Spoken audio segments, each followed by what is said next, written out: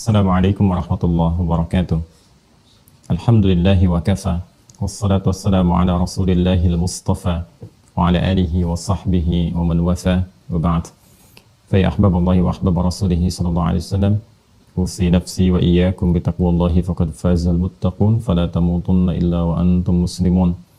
Faqala ta'ala ya ayyuhalladzina amanu taqullaha haqqa tuqatih wa la tamutunna illa wa antum muslimun. Saudara-saudariku, berjumpa kembali. Alhamdulillah, kita awali dengan bersyukur pada Allah Subhanahu wa taala. Kita masih diberikan kesempatan beraktivitas sesuai dengan ajal yang telah Allah tetapkan. Semoga seluruh aktivitas kita, baik yang telah, sedang atau akan kita lalui, diridhai dan diberkahi oleh Allah Subhanahu wa taala. Semoga seluruh saudara-saudari kita yang berkehidupan, beraktivitas sampai dengan detik ini namun belum beriman, diberikan kekuatan dalam jiwa dan lisan mereka untuk mampu bersyahadat sebelum wafat dan kembali kepada Allah. Pun demikian, semoga para pelaku maksiat dan boleh jadi kita termasuk di antara mereka diberikan kekuatan hidayah dalam jiwanya untuk bisa bertaubat dan memperbaiki kualitas kehidupan lebih baik, dan semoga kita semua wafat dalam keadaan husnul khatimah insyaallah. Baiklah, kita akan mencoba melanjutkan kajian kita masih dalam pembahasan pokok yang kedua dalam dinul Islam, yaitu pokok ibadah, dan telah kita masuki dari pokok yang kedua itu tentang ibadah di bagian yang pertama, yaitu amalan pokok dalam ibadah berupa salat. Di pertemuan yang lalu kita telah hadirkan pengantar pokok terkait dengan fikih salat ini, yaitu tentang tata cara bagaimana memahami filosofi salat, mengapa kita mesti menunaikan salat, kemudian dalil-dalil yang terhubung pada perintah salat baik dalam Al-Qur'an ataupun hadis-hadis Rasulullah SAW yang mengonfirmasi keterkaitan antara salat dengan iman, ibadah dengan akidah. Pun demikian, kita juga telah membahas tentang manfaat-manfaat salat yang bila kita kerjakan, justru seluruh manfaat dari ibadah ini akan kembali kepada pribadi dan diri kita masing-masing. Untuk itu, tentunya kita berharap bahwa saat kita dapat menunaikan salat ini, mengonfirmasi kekuatan iman dalam diri kita. Kemudian yang kedua, menghadirkan manfaat seperti yang telah Allah sampaikan dan dirasakan betul oleh orang-orang yang berkehidupan di masa Rasulullah SAW ketika diajarkan oleh Nabi tata cara salat dengan cara yang benar. Maka ketenangan bisa diraih, kebahagiaan, kesuksesan, dan puncaknya adalah keterhubungan dengan Allah Subhanahu wa taala yang itu menjadikan kenikmatan dalam hidup bisa dirasakan. Untuk itulah hari ini kita akan mencoba memasuki bagian pokok tentang teknis pelaksanaan tata cara dan hal-hal yang terkait dengannya. Karena itulah kemudian kita akan langsung saja memulai pembahasan subuh ini terkait dengan tata cara ya. Jadi kita sudah masuk kepada praktek.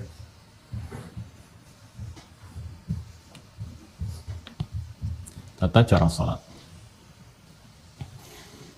Mohon berkenan untuk diingatkan bahwa bagi yang baru bergabung dengan sesi pertemuan kita di kesempatan ini, mohon agar dapat meluangkan waktu, melapangkan hati, belajar pada video-video sebelumnya, ta'lim sebelumnya, sehingga ada ketersambungan dengan materi kita pada saat ini.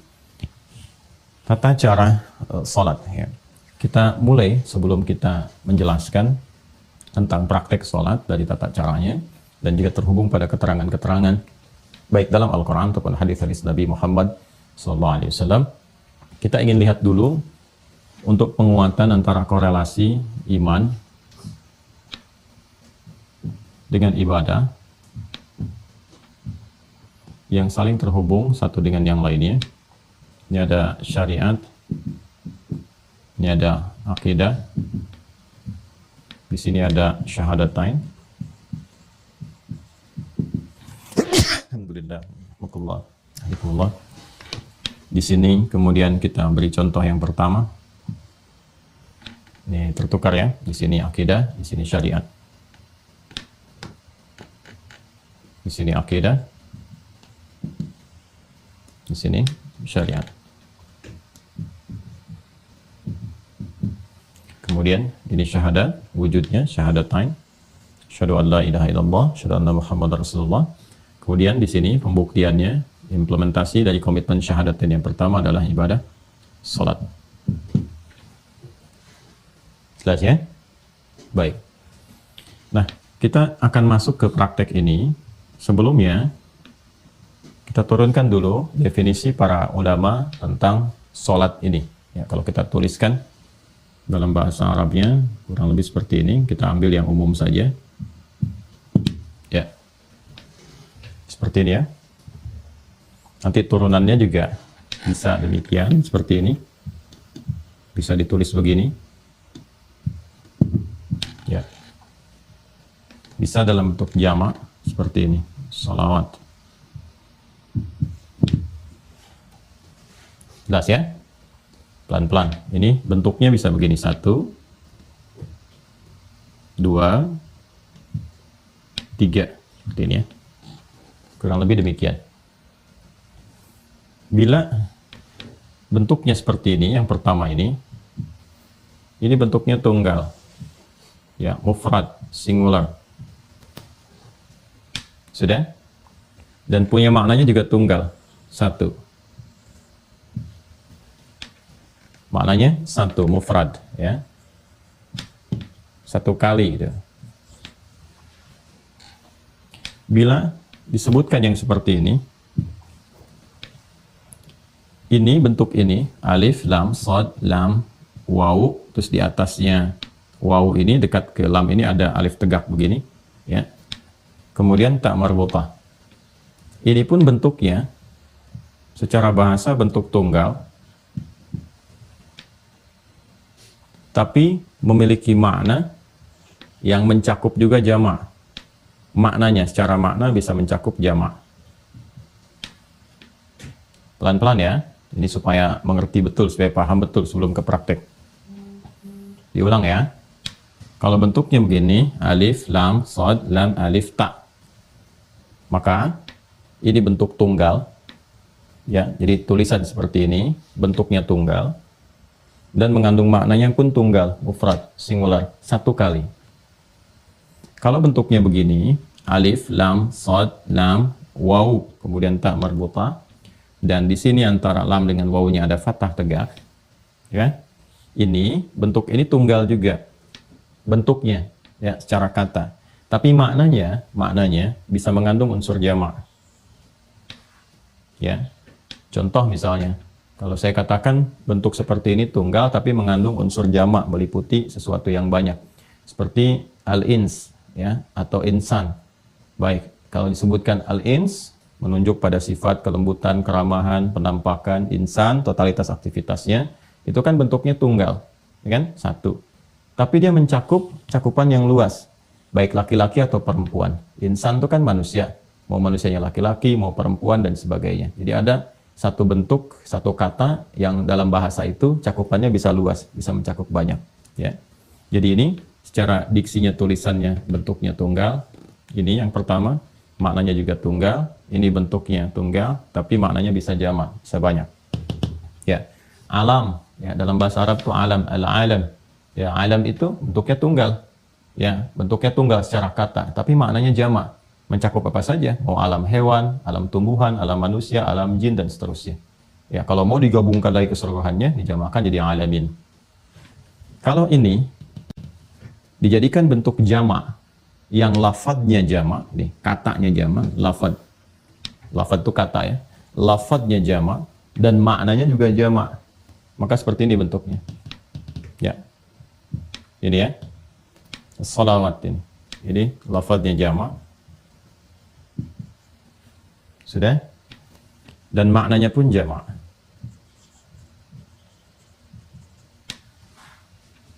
Jelas ya? Baik. Ini 3 ini penting saya sampaikan, karena nanti kalau kita menemukan bacaan dalam Al-Quran ataupun hadis-hadis Nabi Muhammad SAW mencakup tentang ini, kita bisa memahami maknanya kemana. Ya? Contoh misalnya, kalau ini sudah jelas, ini tunggal, ini tidak perlu diperdalam lagi. Yang ini nih, ya, bentuknya tunggal, tapi maknanya bisa jamak. Ya, maksudnya apa? Kalau disebutkan seperti ini, ya, ini yang dimaksudkan adalah menuju kepada pengertian sholat ke sini. Sholat, tapi mencakup semua jenis sholat keseluruhannya. Jadi disebutkan dengan satu lafaz, tapi mencakup umum. Bisa fardu, bisa sunnah, dan sebagainya. Dicakup keseluruhannya. Yang tercakup dalam definisi sholat. Mau sifatnya wajib, ya, hukumnya yang fardu, ataupun yang nawafil, nafilah, yang berhukum sunnah. Ini menggunakan bentuk yang seperti ini. Ya, contoh Al-Baqarah di ayat ketiga misalnya. Ya kan? Itu kalimat sholat pertama dalam Al-Quran. Alladzina yu'minuna bil ghaib Ya, wa yuqimunas shalah. Alladzina yu'minuna bil ghaibi wa yuqimunas shalah. Coba buka deh mushafnya. Ya, buka. Kalau Anda buka mushaf tulisannya harus begini. Yang bentuk kedua ini. Alif, lam, shad, lam, kan wawu, fathah tegak, tak marbutah. Harus berbentuk yang begini. Ya, bukan yang nomor 3 atau nomor 1. Nomor 2 yang ini. Jelas ya? Nanti ada ilmu rasam juga. Ya, ilmu rasam itu ilmu tentang tulisan. Di Al-Quran itu kan saat dituliskan di mushaf, itu mencakup jenis-jenis bacaan dan makna. Tercover di situ, makna dan bacaannya. Itulah mukjizatnya Al-Quran. Saat dibacakan, saat dituliskan pun nggak boleh sembarangan ya tulisannya. Makanya saya sarankan kepada teman-teman, atau juga nanti ada adik-adik yang masih menulis atau di kuliahan, ya kan? Bikin skripsi, tesis, atau disertasi. Kalau sudah akan menyantumkan ayat, saran saya jangan diketik sendiri. Ya, masukkan misalnya, taruhlah ada dari aplikasi misalnya, ya, atau misalnya ada ya fitur-fitur tentang Quran yang bisa Anda copy paste dimasukkan, karena dari tulisannya ini punya mencakup makna dan lafaz tersendiri ya. Jelas ya, seperti ini gambarannya.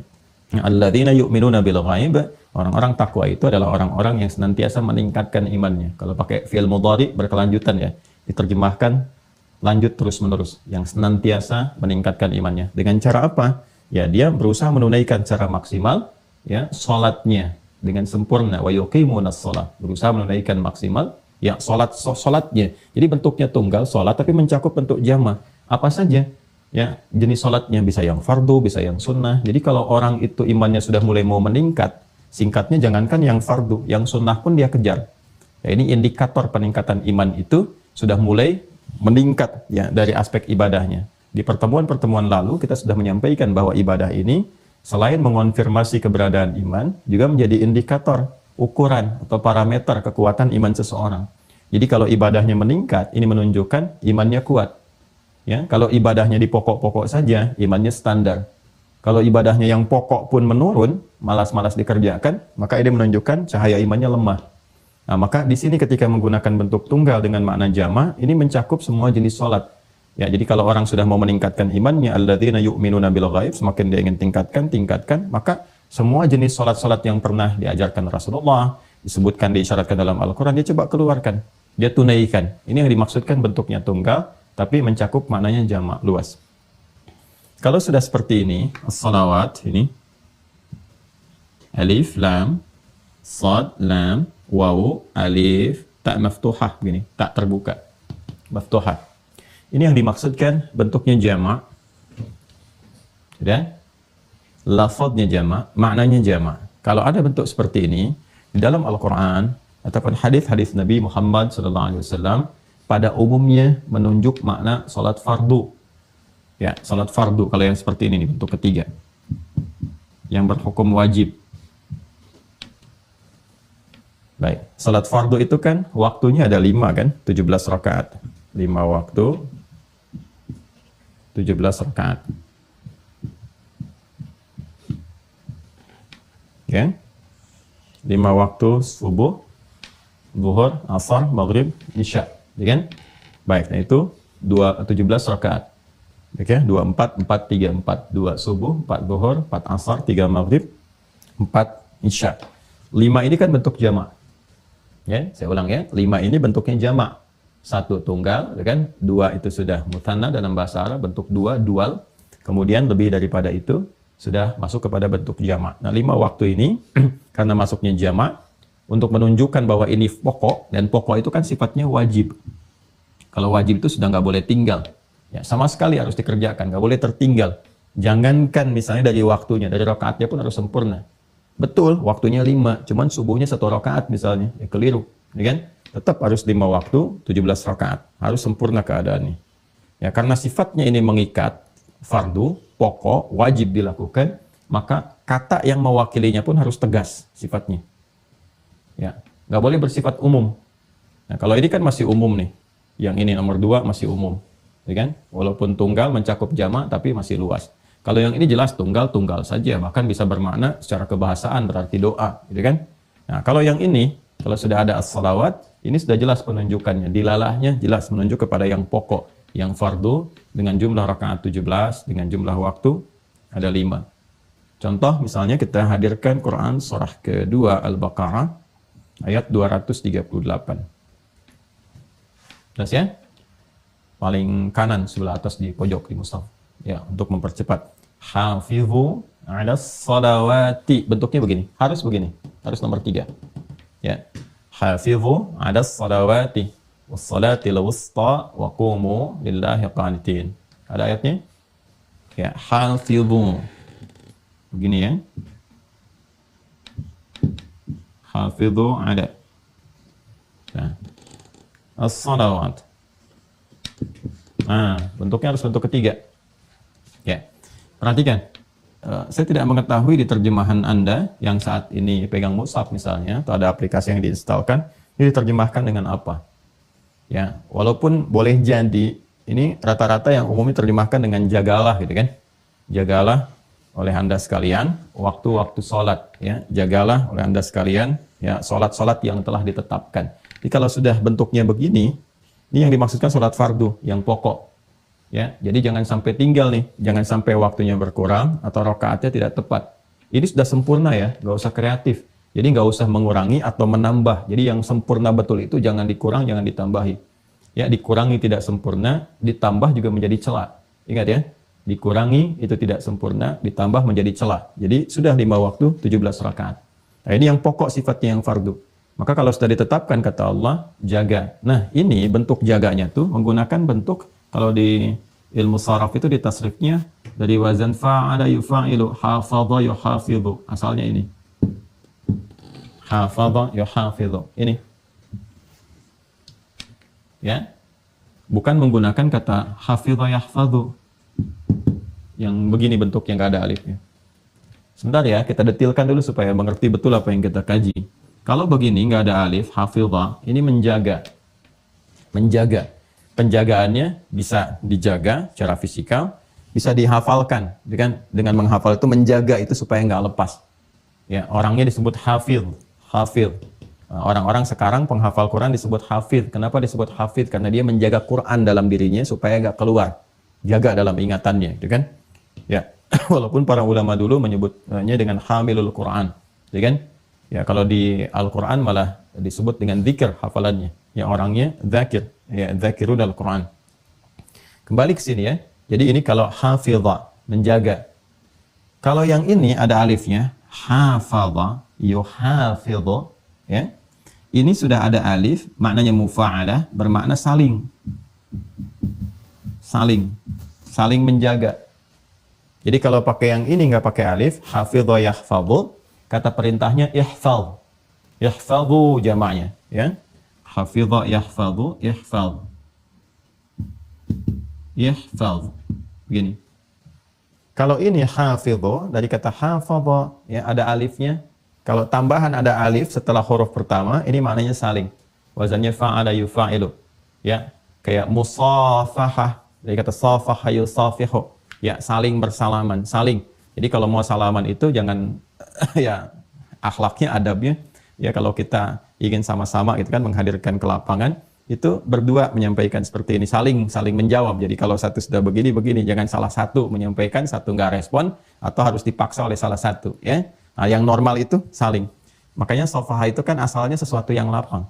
Jadi kalau orang lapang itu salaman itu ya otomatis saja kedua-duanya saling bersalaman begini. Ya, tapi kalau salah satu ada yang belum lapang, biasanya satu begini, yang satu lambat, atau satu begini gitu ya. Nah, itu bukan disebut musafaha namanya. Karena sofaha itu asalnya sesuatu yang lapang hatinya. Ciri kelapangan hati itu ya bisa dilihat dalam bentuk perilakunya. Salah satunya akan merespon dengan cepat di antara satu dan keduanya. Itu gambarannya. Nah, ini hikmahnya apa menggunakan turunan dari kata hafadha dan kata perintahnya hafidhu, menunjuk makna saling, ya untuk memberikan kesan bahwa saking pentingnya yang fardu ini, yang pokok ini, yang wajib ini, ya, dan diwajibkan oleh Allah untuk memaksa manusia, hamba-hambanya, mendapatkan rahmat Allah. Karena ada orang-orang yang belum paham gitu kan, bahwa sholat itu penting untuk kebahagiaan, sholat itu penting untuk kesehatan, jiwa, fisik, dan akal. Sholat itu penting untuk ketenangan, gitu kan? Dan turunan-turunan lain yang telah kita bahas di pertemuan yang lalu. Sedangkan Allah itu kan maha pemilik rahmat yang sempurna, luas rahmatnya. Wasiat rahmatuh, ya, sangat luas rahmatnya disebut dengan Rahman. ya dinamakan dengan rahim. Saking luasnya, itu Allah sampai memaksa. Kalau nggak sayang, nggak akan dipaksa. Ya, jadi biarkan aja suruh milih. Tapi karena Allah sayang, supaya hidup kita itu bahagia, hidup kita itu sukses, nyaman, ya kan? Bahkan diperdengarkan dalam pendengaran kita setiap hari, setiap berganti waktu di setiap hari, ya kan? Dari subuh masuk ke siang, perdengarkan lagi, ke sore perdengarkan lagi, maghrib sampai mau tidur diperdengarkan. Ya, hayya 'alas shalah, salat, hayya 'alal falah, ya kan? Bukan buat beban, bukan untuk jadi beban, supaya kamu bahagia, sukses. Sebab ini hukum kehidupan begini, sunatullahnya begini. Dari dunia sampai kamu ke alam kubur sampai ke akhirat. Sudah ada sistemnya, Allah yang maha tahu. Ya kan? Dan tanda kepatuhan kita kepada Allah. Dipaksa itu, hukum wajib ini sifat memaksa karena sayang. Ilustrasinya begini secara sederhana ya. Walaysa kamitslihi syai'. Orang tua itu kalau melihat ada sesuatu yang penting, anaknya ngeyel, dipaksa kan? Udah kamu pergi aja. Kenapa sih? Mau nggak usah banyak tanya. Nah kan? Nah, kalau udah banyak tanya-tanya begitu, udah langsung disiapin, dipaksa itu kan. Ya kalau perlu ditarik dan sebagainya. Pada sesuatu yang sangat penting.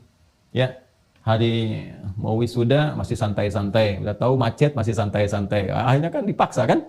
Ya, dan seterusnya. Gitu. Dan macam-macam lah yang mungkin bisa terjadi dalam kehidupan kita. Nah ini seperti itu. Allah itu Rabbi Rahman. Ibu punya rahim. Ya. Di tempat itu disayang-sayang luar biasa, sedangkan Allah maha pemilik sifat semuanya. Maka wajar kalau menetapkan hukum wajib itu untuk memberikan kesan rahmat yang sangat luas. Ya? Nah ini, saking pentingnya ini, diminta kita itu saling menjaga. Karena boleh jadi yang satu itu tidak ingat. Ya, lupa, atau tidak sadar. Kan itu sudah wajar ya, kalau sudah lupa kan suka nggak ingat gitu kan. Nah ini kalau satu itu lupa, tidak tahu waktu, yang lain mengingatkan. Ya. Makanya sifat saling itu diikat erat sampai dengan adzan. Adzan itu kan satu-satunya sekarang. Itu kan panggilan di muka bumi ini yang tidak pernah berhenti 24 jam. Kalau mau jujur diurutkan semuka bumi, silahkan cek. Ya, dan itulah hikmahnya menjadikan setiap waktu itu kan punya perbedaan-perbedaan waktu. Ya, coba kita lihat di Indonesia aja. Jangan skup Indonesianya lah, skup provinsinya aja. Ya, dari Sabang sampai Merauke. Saya misalnya sekarang di Jawa Barat misalnya saat ini. Ya, coba bisa dilihat di Bekasi dengan di Bandung. Ya, atau nanti ke Bogor, ke Depok dan sebagainya, itu bisa ada perbedaan waktu, baik dari detik sampai ke menit. Jadi menariknya satu tempat pun sini adzan, selesai, tempat ini adzan, terus adzan. Kalau kita lihat tuh 24 jam nggak berhenti itu. Ya, untuk menunjukkan kesan bahwa ya hidup manusia itu harus bahagia, harus sukses, jangan lupa harus tenang dan sebagainya. Kuncinya ini. Ya, kadang-kadang memang ada yang aneh dalam kehidupan tuh. Minta diberikan jalan tapi jalannya nggak ditempuh. Ya, diberikan jalan sholat malah pilih jalan ninja. Ini jalan ninjaku, bukan. Jalan sholatmu itu yang harus diambil. Itu kebahagiaanmu itu ada di situ gitu. Suksesnya ada di situ. Kenapa harus cari yang lain? Ya kan? Nah, jadi ini gambarannya ya. Jadi disinilah penting kemudian ini diterjemahkan dalam bentuk perilaku. Karena itu wajar kalau dalam kehidupan, awas ya, karena ini fitrah. Ini sudah firman Allah. Kalau sudah firman melekat jadi fitrah. Ya, karena itu wajar kalau tiba-tiba kemudian ya ayah, ibu bisa mengingatkan anak, nah sudah adzan, oh iya mah, karena ini sifatnya sudah melekat, ya kan? Atau anak bisa mengingatkan orang tua, atau bahkan teman, atau yang paling dahsyat, yang belum beriman, teman Anda, ya jalan dengan Anda, adzan itu bisa mengingatkan, sudah adzan dulu, apa kamu nggak sholat dulu tuh? Ya, nah, itu bersyukurlah, alhamdulillah kan artinya ada satu pancaran yang sampai kepada jiwa dia, tinggal Anda sebagai temannya, bagaimana mendoakan dia, bermohon kepada Allah dalam setiap sujud Anda di malam hari. Menyontohkan nilai keislaman yang baik kan, nah, sehingga dia berkesempatan mendapatkan hidayah Allah Subhanahu wa taala untuk bersyahadat. Nah, ini ya sifatnya saling. Nah, ini kalau kita bawa ke dalam kehidupan berkeluarga atau kehidupan sosial misalnya, ada dipraktekkan. Saling itu kan wasilahnya banyak. Bisa dengan lisan mengingatkan bagi yang tahu kan, atau nanti dibuatkan jadwal-jadwal sholat, tempel tuh. Ya, kalau perlu ditempelkan di dinding misalnya, di kamar, di meja makan, nggak apa-apa, ditempelkan aja waktu-waktu sholat itu. Ya, supaya diketahui. Ya, kalau mau ditempelkannya dengan kreativitas deh. Ya. Waktu sholat, waktunya kamu bahagia. Ya, engkau mencari kebahagiaan, ini waktunya. Engkau mencari kesuksesan, ini jalannya. Ya, dan seterusnya. Jadi kita tuh paham begitu melihat waktu sholat, nah ini nih, waktu bahagia saya nih. Ya, waktu curhat saya, waktu sukses saya. Ini, jadi cara-cara seperti itu memberikan ibadah itu ternikmati, memberikan kesan ternikmati. Nanti dengan pembelajaran, kehusyuan bisa hadir. Bagaimana caranya kita nikmat ibadah ya, dan khusyuk dalam menjalaninya. Nikmat, senang, nyaman dengan memahami hikmah di balik itu. Kemudian juga khusyuk dilahirkan dari pemahaman ya tentang tata cara pelaksanaannya. Sudah paham ya? Kalau sudah mengerti ini semua, baru nanti sebelum masuk ke praktek, kita jelaskan dulu ya maknanya, definisinya, artinya. Dari definisi itu baru diketahui praktek. Jelas ya? Baik. Kalau kita ingin turunkan definisi, maka kita gunakan dulu dari kata yang paling awal ke sini, ya. Salat. Tuliskan dulu ke sini. Salat secara bahasa, secara etimologi. Nah, di Islam itu Masya Allah ya, tradisi keilmuannya itu luar biasa gitu. Jadi semua hal yang akan dikaji itu selalu diawali dengan definisi dulu untuk membatasi ruang pembahasan. Ya, supaya tercakup apa yang akan dibahas dan mengeluarkan yang tidak penting, yang tidak perlu dibahas, ya kan? Dan esensi-esensi pembahasan itu terkumpul dengan sempurna dan memberikan kesan penguat yang dimaksud yang mau dibahas itu dalam aspek ini, ya, bukan aspek-aspek yang lain, sehingga disebut ta'rif itu al-jami' wal mani', ya, al-jami' wal mani', yang mencakup dan melarang, mencakup semua yang akan dibahas, melarang yang tidak terkait supaya masuk ke dalamnya, ya. Ini gambarannya. Jadi secara bahasa dulu, kalau bahasa nanti ini memiliki keumuman makna, mau ditarik kemanapun, ya, itu bisa memungkinkan. Secara bahasa, kata sholat ini itu punya makna yang serupa dengan doa. Doa, ya, berarti doa.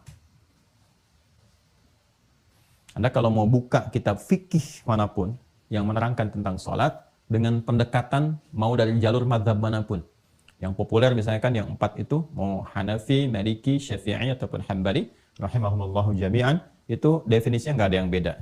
Ya, secara bahasa diartikan apa? Doa.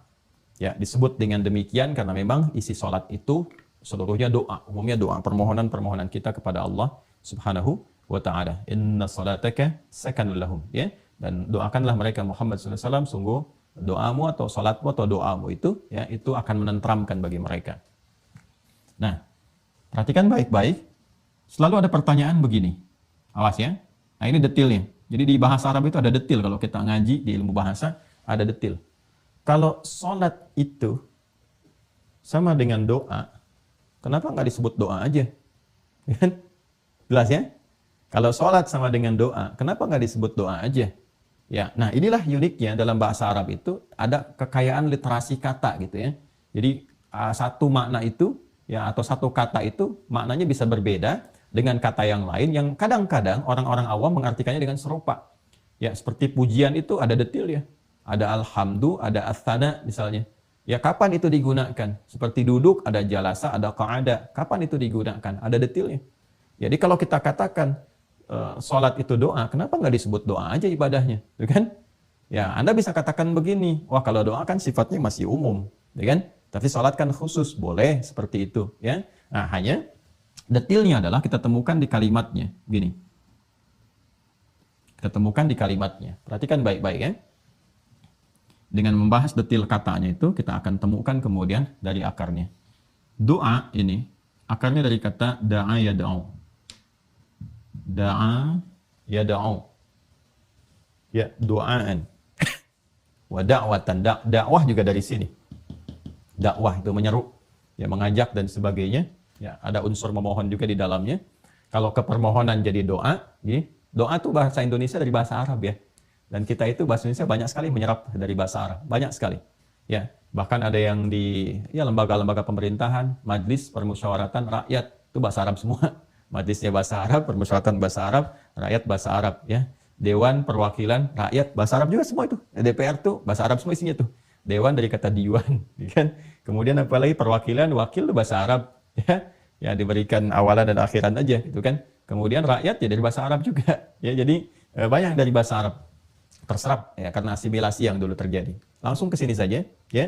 Ini doa. Dari kata da'a asal katanya, kalau sifatnya permohonan disebut doa, kalau ajakan disebut dengan dakwah. Perhatikan baik-baik ya. Salat akar katanya. Ya, kalau saya bilang akar berarti ke awalnya, infinitifnya ya. Kadang-kadang saya melampaui di tasrif ya, derivasi kata sorof untuk menemukan ke akar awalnya. Ini yang penting saya tekankan karena ada beberapa yang kadang-kadang kurang memahami ya. Ketika saya misalnya menerangkan, taruhlah turunan kata misalnya kan, ahsana yuhsinu, ya kan? Ihsan. Kalau saya katakan ihsan itu akar kata awalnya itu dari kata hasuna, itu kan. Nah, kadang-kadang ada yang suka keliru paham. Salah tuh Ustaz Adi, harusnya dari ahsana. Nah, itu bicara tasrif. Kalau kita bicara tasrif, betul ahsana yuhsinu ihsanan.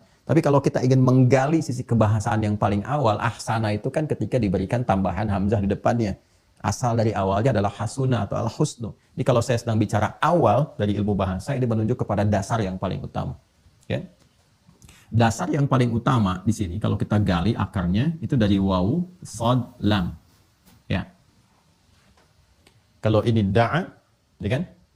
Ini alifnya asalnya waw, ya. Kemudian karena di akhir nanti ada rumus di'ilat menjadi alif, ya. Singkatnya huruf ilat itu ada 3, nanti disingkat dengan ayu. Alif, waw, ya. Perhatikan baik-baik ya. Da'a, begini. Ini dari kata wasala. Wasala, yasilu, ya. Silatan, kemudian ke sini, salat. Ini secara bahasa adalah sesuatu yang tersambung erat, terkoneksi kuat, ya, atau sesuatu yang sampai ke tujuan.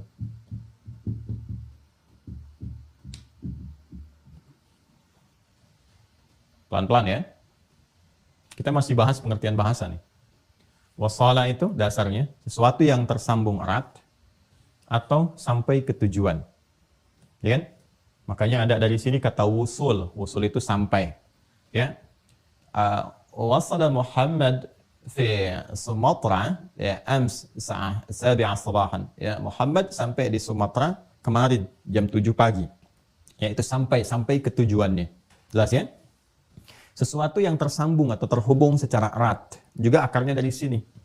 Silah, wasala yasilu, ya, ada waslan, wusul, silatan, silah.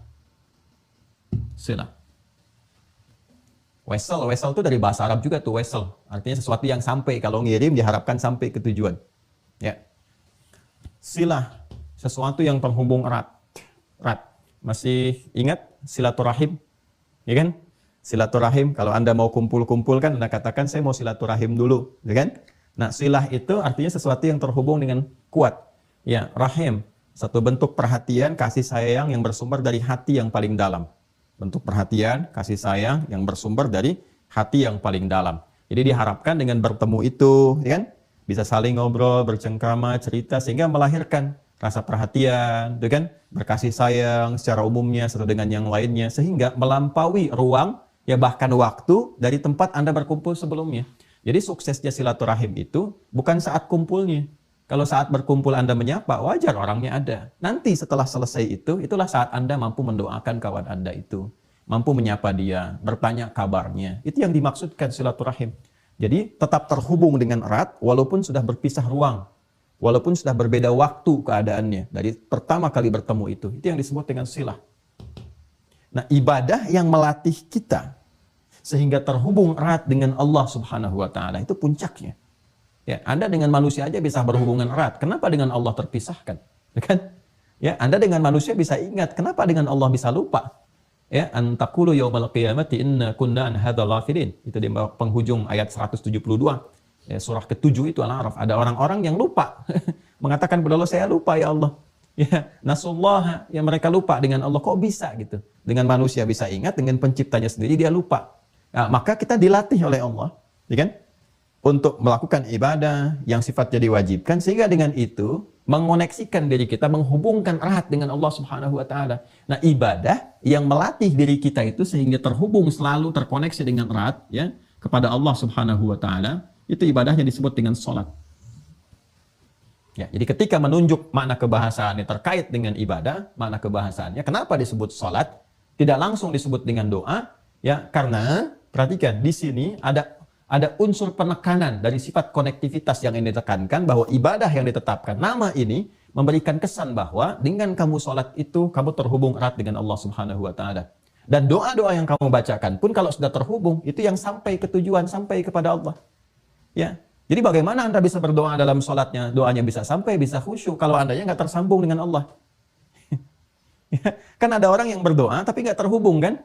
Pikirannya memikirkan pekerjaan, lisannya berkata Allahu Akbar, tapi di pikirannya masih ya amalhu akbar, handphonehu akbar dan sebagainya, handphonenya yang lebih besar, yang banyak difikirkan, pekerjaannya, status sosialnya dan sebagainya. Jadi ketika disebutkan sholat, ini dari namanya dan memberikan sebuah kesan yang kuat kepada kita. Kalau sedang sholat ya nyambung, ya Ya, kalau sedang sholat, tepikan yang lain. Bangun konektivitas terhubung dengan Allah. Supaya apa? Supaya apa yang kita mohonkan dari kebutuhan kita itu, yang kita ingin bahagia, ingin sukses, ingin tenang hatinya, punya persoalan yang ingin disampaikan, pengen dijawab doanya, supaya sampai kepada Allah ini semua, maka terhubunglah.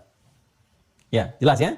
Nah ini jadi kenapa disebut sholat secara bahasa, dia mengandung unsur doa, ya, tapi tetap diberikan nama dengan sholat bukan dengan kalimat doa, ingin menekankan ini ketersambungan kepada Allah yang kuat, sehingga dengan ketersambungan itu doa-doa yang disampaikan itu sampai kepada Allah dan mudah untuk dikabulkan. Jelas sampai sini? Jelas ya? Jadi kalau Anda ngaji di kitab-kitab fikih, Anda sampainya ke sini. As-salatu lughatan ad-du'a. Salat secara bahasa itu doa, selesai.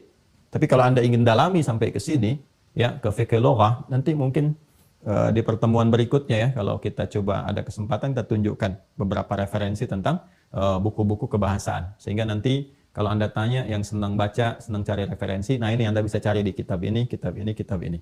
Ya. Ini gambarannya seperti ini. Nah ini baru secara bahasa. Jadi sekarang mengerti kenapa disebut dengan sholat. Ayo sholat, sholat, sholat. Maksudnya apa? Ya, jaga ketersambungan dengan Allah. Kalau sudah terhubung, pasti dapat perhatian.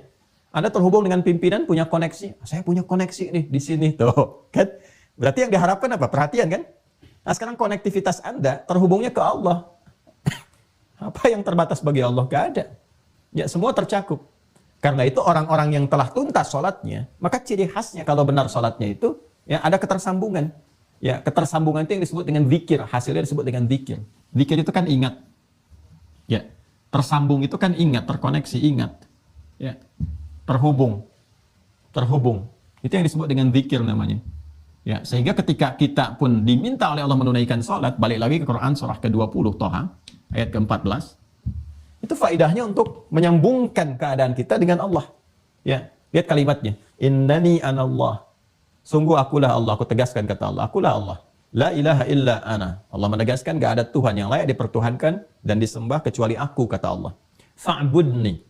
Maka sembah aku, buktikan keyakinanmu dengan menyembahku. Gimana caranya ya Allah? Wa aqimis shalah. Tunaikan lewat salat. Salat disebut salat. Ya, apa yang menjadikan saya mendapat manfaat dari salat itu ya Allah? Hikmahnya apa? Kenapa disebut salat? Lidzikri. Lidzikri itu kalimatnya. Supaya ketika kalian menunaikan salat itu terkoneksi denganku, ingat kepadaku. Ini. Karena itu orang yang telah tuntas salat, telah selesai salatnya, telah dia kerjakan, itu keberhasilannya diukur dengan kadar zikirnya. Ingat nggak kepada Allah? Ya, buka Quran surah keempat An-Nisa ayat 103. Ya, Quran surah 4 An-Nisa ayat 103.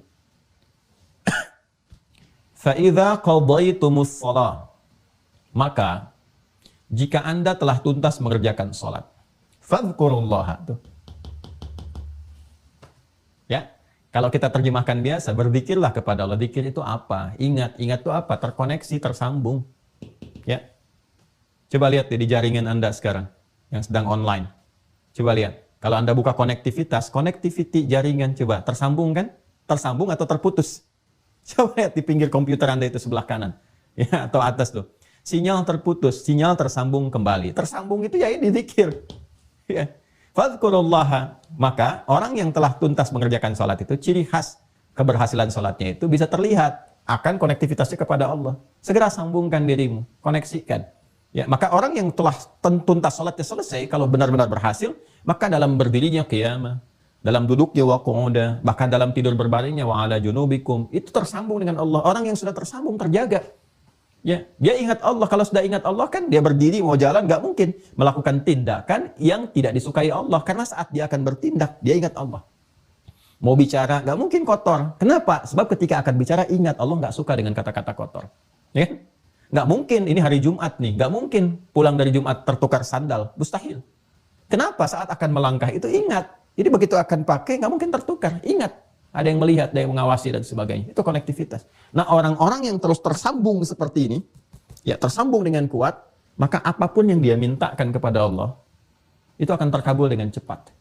Ya, Anda saja kalau punya koneksi, punya ketersambungan dengan siapapun dalam kehidupan manusia itu, mudah kan mengaksesnya? Ya, Pak, saya mau ke sana, Pak. Bisa nggak disiapkan begini? Oh, dia Pak, siap. Bisa. Ya, insya Allah. Itu selesai. Sekarang apa yang mustahil bagi Allah? Minta, dikabulkan. Ada orang-orang yang saking kuatnya konektivitasnya kepada Allah, belum minta, sudah dikabul. Karena Allah Maha mengetahui apa yang dirasakan hamba itu, dan menjadi bagian kebutuhannya. Ya, kebutuhan hamba. Ini gambarannya. Nanti kalau sudah masuk ke bagian fase yang agak akhir-akhir, kita akan bahas. Nah, kenapa setelah sholat nanti ada zikir? Itu salah satu hikmahnya. Untuk menguatkan koneksi. Karena ada orang yang saat sholatnya belum terkoneksi kepada Allah. Ya, rukunnya benar. Ya, secara praktikal. Tapi hatinya kurang khusyuk. Itulah sebabnya kenapa setelah sholat, zikirnya ditambah untuk menguatkan konektivitas itu. Supaya betul-betul nyambung. Nah ini, saya ingin menjelaskan dari sisi kebahasaan dulu. Sehingga paham. Jadi kalau menemukan kata sholat, di Al-Quran, di hadis, bahkan di kitab-kitab fikih, kita mengerti. Ya, jelas ya? Dan manfaatnya selalu kaitkan ke sini. Di Islam tuh nggak ada yang tidak terkorelasi. Jadi selalu apa yang dikerjakan punya hikmah, punya makna, dan punya manfaat. Baru sekarang secara istilah. Istilah itu kalau sudah disebutkan, itu membatasi ruang yang akan dikaji atau diuraikan sesuai dengan frame istilah yang dimaksudkan. Dalam istilah apa? Ya, apakah dalam istilah fikih? Ya, sunnah dalam istilah fikih nanti berbeda dengan istilah usul fikih, berbeda dalam istilah ilmu hadis. Ya. Nah, sekarang sholat secara umum disebut doa. Barangkali juga nanti yang lain-lain bisa menyebutkan tuh umat ini sedang sholat, ini sedang sholat, sedang sholat. Yang dimaksudkan dalam istilah fikih Islam. Ya, kalau dalam Islam ini yang dimaksudkan sholat. Ya, istilah ini mengonfirmasi yang bahasa. Bahasa ini kan mencakup tadi makna ketersambungan. Dari sini mendapatkan feedbacknya berupa manfaat, kan? Manfaat dalam kehidupan dan seterusnya. Nah kalau sudah begini kan kita tanya bagaimana caranya kan? Ya, karena sholat yang kita kerjakan itu harus menyambungkan diri kita terkoneksi penghambaan kita kepada Allah. Sedangkan ada orang-orang sholat nggak mendapatkan manfaat karena koneksinya ini terputus. Ya, ada yang lemah. Gitu aja lah kan kita ini sholat tuh online kan? Online itu kan terhubung. Ya sekarang Anda sedang online. Kalau sinyalnya jelek, koneksinya putus, bisa nggak sekarang menyimak? Tidak bisa. Ya, bagaimana Anda bisa menyimak dengan baik, bisa khusyuk? Kalau putus-putus kan, ini buffering nih, muter-muter. Nah, ada orang yang sholatnya buffering tuh. Di kepalanya muter-muter. Dunia macam-macam. Ya, padahal mijit nomornya benar. Kan nomornya kalau online sholat kan 24434 tuh kan, online-nya. Hotline sholat tuh 24434. 2 aja subuh, 4 duhur, 4 asar, 3 maghrib, 4 isya. Bikin status tuh, udah hotline belum hari ini? Hotline ritual. Tuh kan? Itu kan ada orang yang betul mijit nomornya, cuman jaringannya, ya sinyalnya nggak kuat. Ya itu jaringan-jaringan tubuhnya tuh, yang otaknya yang macam-macam kemana-mana, makanya nggak terkoneksi. Nah, sehingga dari situ manfaat gak didapatkan. Ya, bagaimana untuk mendapatkan itu semua? Kita bertanya cara kan? Teknisnya bagaimana nih? Ya, diinstal dulu tuh semuanya masuk ya. Mohon maaf ya kalau bahasanya kita agak kembangkan sedikit ya supaya kita bisa mengerti karena dunia di setiap eranya itu kadang memiliki ragam bahasanya sendiri gitu supaya ketersambungan itu ada. Caranya bagaimana? Ya? Teknisnya seperti apa? Supaya ini kita bisa install dengan baik, caranya bagus, tersambung, manfaatnya dapat. Kalau sudah bicara begini, maka ini harus dibatasi dalam pengertian istilah untuk menghadirkan teknis, tata cara, keterkaitan tentang penunaian sholat yang dimaksudkan. Maka kalau kita buka dengan penjelasan istilah, selalu dibuka dengan kalimat ibadah. Mengonfirmasi bahwa sholat yang kita kerjakan itu adalah masuk dalam ranah ini. Anda silahkan kalau buka kitab fikih manapun, ya yang paling standar, itu pengertian sholat itu selalu dibuka dengan kalimat ibadah. Ibadah yang dibuka kan, dengan takbir, diawali dengan takbir, dan ditutup dengan salam. Nih, secara umum dulu. Awas, kalimat ibadah ini mengonfirmasi bahwa sholat yang ditunaikan itu masuk pada kategori pokok yang kedua. Dari 4 pokok itu. Ada akidah, ada ibadah, ada muamalah, ada akhlak. Sholat masuk pada kategori ini. Ketika disebutkan ibadah, konsekuensi keduanya mengonfirmasi dari iman. Artinya apa? Kalau dia sholat, berarti dia beriman. Seperti hadis yang kemarin saya sampaikan. Jelas ya? Dan ayat yang tegas menyampaikan, وَمَا كَانَ اللَّهُ لِيُضِيعَ إِيمَانَكُمْ. Ya kan? Artinya kalau ada orang nggak sholat, nggak ibadah, mengonfirmasi bahwa ada persoalan dalam imannya. Apalagi kalau dia mengaku muslim, mengaku beriman, nggak sholat. Nah, ini persoalan serius. Ya? Nah, ini gambarannya. Ibadah yang dibuka dengan takbir, ditutup dengan salam, yang tata caranya, teknisnya diatur lewat penjelasan Nabi SAW. Penjelasan dan contoh Rasulullah SAW. Ibadah yang dibuka dengan takbir, ditutup dengan salam melalui aturan dan ketentuan tertentu. Aturan tertentu. Mencakup rukun dan syarat. Pas ya? Jadi ada aturannya. Jadi bukan sekedar dibuka dengan takbir, diakhiri dengan salam, baru takbir langsung salam. Tidak. Ya. Ada aturannya, ada ketentuannya, ada caranya, ada prakteknya. Awas, pelan-pelan ya. Nah, ini, saya akan kotaki dulu. Ini yang memberikan batas tentang pengertian sholat, yang mencakup makna ibadah di dalam Islam, yang dengan penunaian ibadah seperti ini, sesuai dengan kualifikasi yang disebutkan, ini yang bisa menjadikan kita sampai tersambung kepada Allah. Mendatangkan kekhusyuan, apa yang kita inginkan itu khusyuk, menikmati ibadah. Dan dampaknya pada kehidupan melahirkan manfaat. Tanha 'anil fahsya'i wal munkar, tatmainnul qulub, falah, kan? Itu dampaknya dari sini, ke sini dulu, nyambung dulu baru dapat. Ya.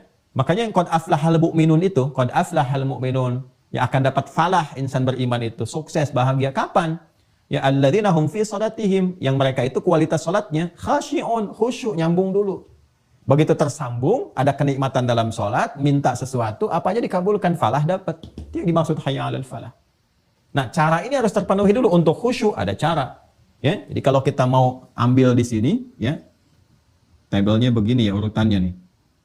Caranya dari cara dapat kekhusyuan. Ya, dari khusyuk kemudian mendapatkan manfaat. Manfaat ini banyak nanti. Ada terkait dengan dunia, ada terkait dengan alam kubur, ada terkait dengan akhirat. Dan konfirmasi di akhirat saat hisab pertama kali itu sholatnya.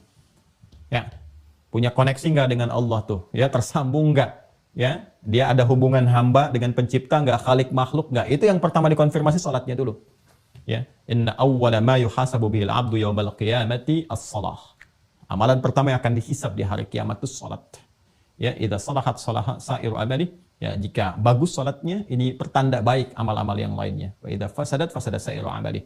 Dan jika jelek salatnya, ada persoalan, ini menjadi pertanda yang tidak baik untuk amal-amal yang lain karena ini amalan pokoknya. Ya, ini tiang-tiangnya. Nah, ini ya. Jadi kalau kita ingin sampai ke sini nih pertanyaannya, ya. Ustadz, kok bisa sholat mencegah perbuatan keji dan mungkar yang dulu-dulu, gitu kan? Ya, itu terjadi. Kenapa yang sekarang sholatnya sama, tapi tidak melahirkan manfaat-manfaat yang dimaksudkan? Cek, khusyuk nggak sholatnya? Ya? Oh, ternyata nggak khusyuk. Kenapa? Lihat caranya, cara menunaikannya. Nah, ini persoalannya. Jadi kalau caranya benar, lahir kehusyuan, ternikmati sholatnya, manfaat datang. Dunia yang 5 kemarin kita sebutkan. Ya, alam kubur terjaga, nanti dibuktikan saat masuk kuburan. Kalau sekarang kan belum kelihatan. Ini saat masuk kubur baru terasa. Ya, kalau ingin cepat merasakan, ya nggak bisa juga sesuai ajal. Kalau ajalnya tiba, baru kemudian masuk ke sini. Di akhirat jelas, semua terkonfirmasi, semua jelas. Hadisnya, ayatnya, dan sebagainya.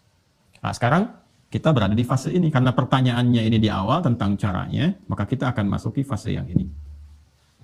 Nah, ini pengantar kepada cara. Pokoknya banyak mukaddimah deh. Karena mukaddimah itu dasar pemahamannya. Jadi kalau nggak disampaikan dari sini nih, bisa aja kita langsung bahas. Begini caranya, begini, begitu, dan sebagainya. Tapi kita nggak akan merasakan ya sensasi pembahasan dan pemaknaan yang mungkin bisa mengantarkan kepada motivasi yang kuat untuk menunaikan sholat dengan cara yang benar. Nah, ini kita akan gali, teman-teman, dengan mengambil penjelasan Nabi dulu. Kalau sudah masuk cara kan teknis ya. Kalau teknis kan sudah masuk pembahasan ya dan penjelasan. Kalau sudah masuk penjelasan, porsinya ada di hadis. Ya, di Rasulullah sallallahu alaihi wasallam. Rasulullah sallallahu alaihi wasallam. Temukannya di hadis. Ya, kalau cari dalil perintah di Al-Qur'an. Ya, Al-Qur'an sudah menyampaikan perintah-perintah umum seperti ini. Teknis hadis, karena hadis kan bicara tentang contoh dan seterusnya. Ya, kalau semua dijelaskan di Quran, betapa tebal Qurannya itu. Karena semua detail ada di situ. Tidak. Itulah indahnya Islam. Yang terkait dengan praktikal bisa dilihat, ada kemudahan.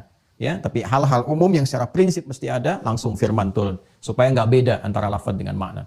Yuk kita cek dalam hadis. Kita ambil 2 yang paling sahih saja dulu ya, karena ini baru dasar. Nanti setelah itu baru masuk kitab sunan. Ya, kita ambil di Al-Bukhari.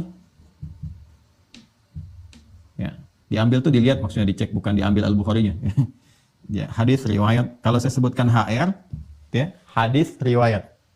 Kalau saya sebutkan QS, Al-Quran surah. Jelas ya? Supaya sepakat dulu ya. Hadis riwayat Al-Bukhari. Nomor hadis 757.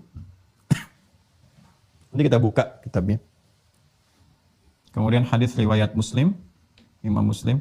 Saya dahulukan Al-Bukhari dulu. Nomor hadis 397. Ini insya Allah kalau kitabnya sama, saya kira nggak akan beda ya nomornya. Nanti kita cek nanti ya. Ya, ini saya sudah sering menyampaikan saja, jadi masih agak ingat ini. Kita cek rawinya, sahabat Abu Hurairah. Abu Hurairah, Abdurrahman bin Sakhar. Sudah? Nanti dari Abu Sa'id, dari Abu Hurairah radhiyallahu taala anhu dari Rasulullah sallallahu alaihi wasallam. Teruskan dulu ya. Kisahnya tentang kisah seorang sahabat ya, yang ditelusuri konon namanya Khalad bin Rafi' Az-Zuraiki. Khalad bin Rafi' Az-Zuraiki. Kalau di hadis nggak disebutkan, nanti rajulun saja di sirah kita akan bisa lacak gitu kan, dan seterusnya. Ada yang menyebutkan ini namanya. Yaitu indahnya Islam tuh terkonfirmasi semua gitu. Literasinya tuh nggak memberikan celah bagi kita itu ya untuk bisa menyoal. Itu indahnya tuh. Ini semua ada jalurnya, ditutup semua itu. Ya, dan kalau ada yang bermasalah langsung turun statusnya. Ya, dhaif langsung dan seterusnya. Sehingga kita nggak ada celah untuk nyoal mau dari sisi mana. Ya, kita buka saja langsung ya ke hadis kitabnya. Saya pakai yang umum dulu ya. Kalau yang umum tuh maksudnya yang matannya semua. Kalau pakai syarah itu udah berapa jilid sendiri. Ya, Al-Bukhari kalau pakai syarah Fathul Bari saja udah 18 jilid. Hadis Muslim pakai syarah Imam Nawawi udah 9 jilid. Jadi saya pakai yang ini untuk memudahkan, 1 jilid yang umum semua, langsung hadisnya. Yang ini Sahih Muslim ya. Ya. Sahih Muslim nomor hadis 397.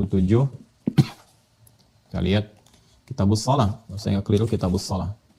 136 Pak kalau nggak salah namanya. 397. Nah ini dia nih. 134 ya, sama 134. Dia nomor hadis 397 di sini. Ya. Ya, sebelah kanan di pertengahan. Saya simpan dulu begini. Yang ini nomor hadis 757. Konfirmasikan dulu. Bismillah. 757. Nah, ini dia. Nih, di sini ya. Halamannya 126. Ini. Yuk kita konfirmasi. Ini sama nih. Ya, ini sama. Nanti ada juga versi riwayat yang senafas dengan ini, tapi nanti lebih lengkapnya lagi. Karena saya pernah sampaikan kan kepada Anda, kalau Nabi menyampaikan, ada yang disampaikan itu 10 orang, ya, yang mendengar atau menyaksikan. Kadang-kadang kalau cerita lagi kepada yang lain kan, ya isinya sama, tetapi kadang-kadang versi bahasanya berbeda. Ada yang menyampaikan secara singkat begini, ada yang menyampaikan urutan-urutan dari awal, ya kan? Kamu tadi ngaji apa sama Ustadz Adi? Ya ada 3 yang menyimak secara bersamaan. Itu ceritanya bisa beda tuh, walaupun mungkin yang disampaikan isinya sama. Ada yang mengurutkan, saya tuh ngaji tadi ya, nungguin dari jam 5, Ustadznya mulai dari jam 5.20. Ya, ada pembukanya dulu begini. Ada yang langsung nyampaikan, tadi saya ngaji pergi sholat, ya itu pembuka dulu mukadimah sampai 1 jam lebih, ya, baru masuk kepada intinya. Ada yang langsung tadi ngajinya tentang fikih sholat, cara sholat begini, manfaatnya begini, macam-macam. Intinya kan sama, cuma nanti dari gabungan semua itu kita mendapatkan manfaat lebih luas. Itu di ilmu hadis disebut al-jam'u wat taufiq, mengumpulkan semua yang terkait dengan referensi riwayat, lalu diambil petunjuknya kemana arahnya. Nah itu yang dilakukan. Baik, kita dahulukan Al-Bukhari, karena tadi nulisnya di situ, di Al-Bukhari. Sekali lagi ini kitab yang Al-Bukhari, halaman 126, ya, nomor hadis 757. Ya, saya bacakan di Kitabul Adzan ya, topik yang ke-10. Bismillahirrahmanirrahim. Qala al-Imam Al-Bukhari, qala haddatsana Muhammad bin Bashar, qala haddatsana Yahya bin Ubaidillah, qala haddatsani Sa'id bin Abi Sa'id an abihi an Abi Hurairah radhiyallahu taala anhu. Nah, ini tadi yang saya sampaikan. Hadis riwayat Abu Hurairah. Clear ya? Jelas ya? Baik, jadi rawinya sesuai. Anna Rasulullah sallallahu alaihi wasallam, bahwa Rasulullah sallallahu alaihi wasallam beliau mengisahkan, ya dakhala al-masjid, satu kali memasuki masjid. Kalau sudah pakai al-masjid, ya alif lam ini umumnya dipahami Masjid Nabawi. Ya, masuk ke Masjid Nabi. Fa dakhala rajulun fa shalla. Ya, maka enggak lama setelah itu, ya, jadi begitu Nabi masuk, di belakangnya masuk juga seorang lelaki. Pakai fa. Ingat ya, fa pernah saya terangkan. Harfu atfin rabitin baina syai'aini bila hudud, ya, huruf yang menyambungkan konjungsi antara dua peristiwa tanpa jeda. Peristiwa pertama, Nabi SAW masuk ke masjid. Peristiwa kedua, seorang lelaki, sahabat juga masuk ke masjid. Ya. Ini di awal-awal ya, di awal-awal nih masa-masa keislaman, artinya masa-masa sholat diajarkan. Kan sholat itu diturunkan perintahnya setahun sebelum hijrah kan ke Yathrib, kelak jadi Al-Madinah Al-Munawwarah. Ini di awal-awal masa Islam. Nabi masuk, laki-laki ini masuk juga. Nah ini antara Nabi masuk dengan laki-laki masuk ini, jedanya nyaris tanpa jeda. Jadi masuk, ini masuk. Ikut ya. Kemudian fasalla. Nah, orang ini sholat. Ya, bisa dipahami nanti kalau kita duga, ini kan baru masuk masjid, berarti kan yang paling gampang tahiyatul masjid kan.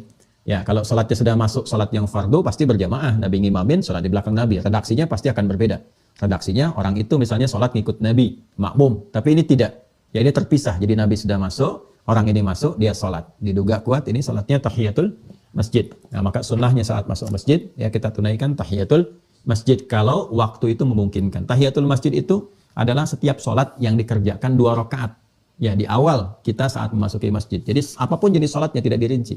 Ya, idza dakhala ahadakumul masjida fala yajlis hatta yusalli rak'atain.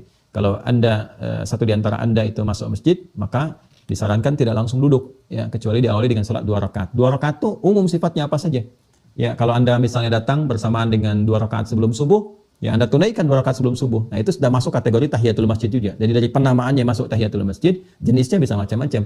Ya, bisa 2 rakaat misalnya nawafil, yang sunnah, rawatib bisa. Ya, atau begitu masuk sudah dimulai sholat fardu, jangan sholat sunnah sendirian, tidak. Langsung aja ikuti sholat subuhnya itu. Ya, 2 rakaat itu. Jadi itu sudah ditunaikan, 2 rakaat sudah subuhnya sudah selesai. Dan itu sudah terpenuhi juga ya untuk penghormatan terhadap masjidnya. Jadi semua jenis sholat 2 rakaat yang kita kerjakan saat kita ada di masjid itu sudah masuk kualifikasi itu. Itu nama umum sifatnya. Nah, sekarang saya masuk masjid aja Ustadz, bukan di waktu-waktu sholat yang khusus sifatnya.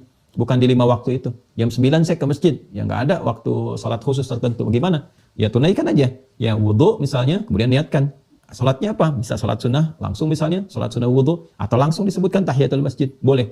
Ya, jadi mau duha boleh, atau langsung sebutkan tahiyatul masjid ya boleh. Jadi sholat tahiyatul masjid itu umum sifatnya. Sepanjang setiap sholat yang rakaatnya 2. Nah, jadi orang ini sholat, fasallama. Ya, fasallama ala nabiyyi sallallahu alaihi wasallam. Begitu selesai sholat, dia mendatangi Nabi. Di redaksi lain nanti ada yang lebih panjang. Ya, begitu dia fasallama, ya, dia salam, thumma atan nabiyya sallallahu alaihi wasallam. Ya, dia datang kepada Nabi sallallahu alaihi wasallam. Ini redaksinya dipersingkat. Tadi kan gimana orang yang menyampaikan kepada kita, itu redaksi yang diterima dari orang-orang yang ada, dia mengisahkan sampai kepada kita. Fasallama ala nabi sallallahu alaihi wasallam, maka dia datang kepada Nabi sallallahu alaihi wasallam mengucapkan salam. Faradda, maka Nabi membalas salamnya. Nah, ini ingat ya, menyampaikan salam sunnah, menjawab hukumnya wajib. Jadi kalau orang mau siapapun ngasih salam, jawab. Ya, jawab. Jangan melihat perasaan, karena itu hukumnya wajib. Ya, kalaupun ada sedang bersengketa, dia mengucapkan salam, jawab dulu aja. Waalaikumsalam warahmatullahi wabarakatuh. Itu bisa melenturkan juga. Ya, ada suami istri sedang punya masalah, suami pulang ke rumah, assalamualaikum, lam. Atau dilirik, apa? Kok nggak dijawab, Pak? Ya, sir. Salam nggak bisa sir, jahar, ribut lagi deh. Nggak, salam jawab aja. Ya, boleh jadi dengan itu nanti ada satu hikmah tertentu untuk melembutkan jiwa. Faradda, maka dijawab oleh Nabi SAW salamnya. Waqala, lalu Nabi langsung mengomentari tentang salatnya. Nah, ini yang menarik nih. Irji' fasalli fa innaka lam tusalli.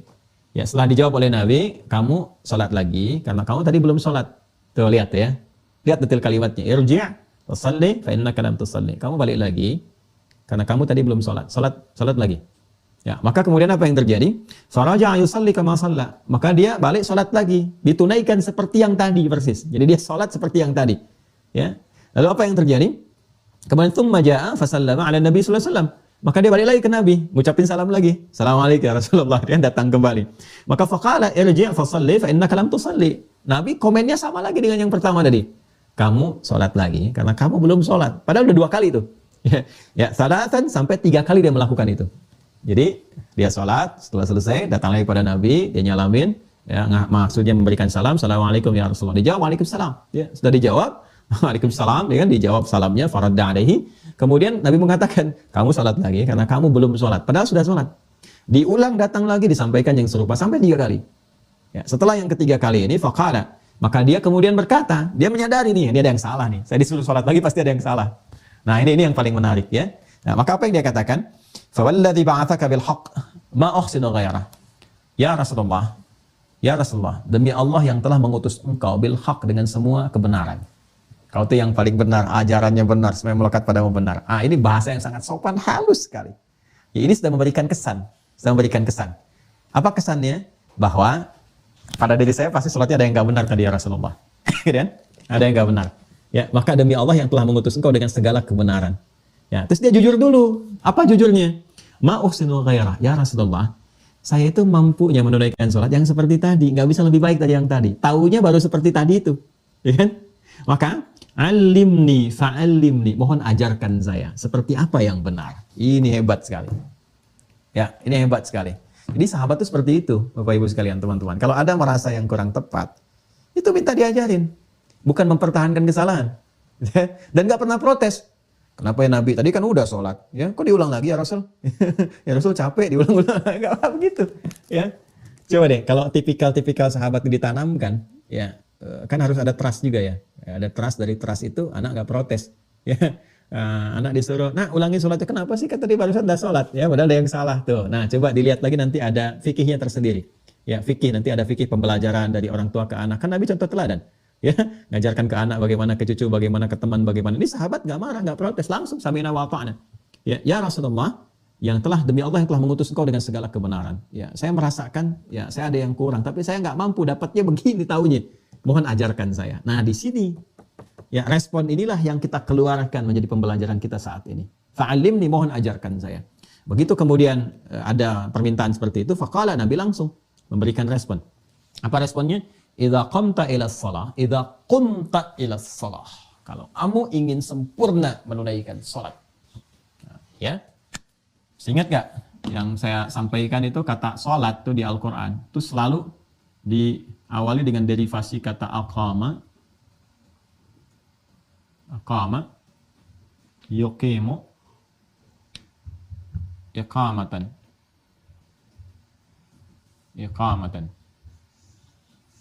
Atau nanti praktikalnya bisa ke kata dasar asalnya, qama yaqumu.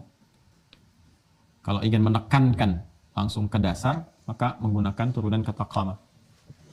Kan?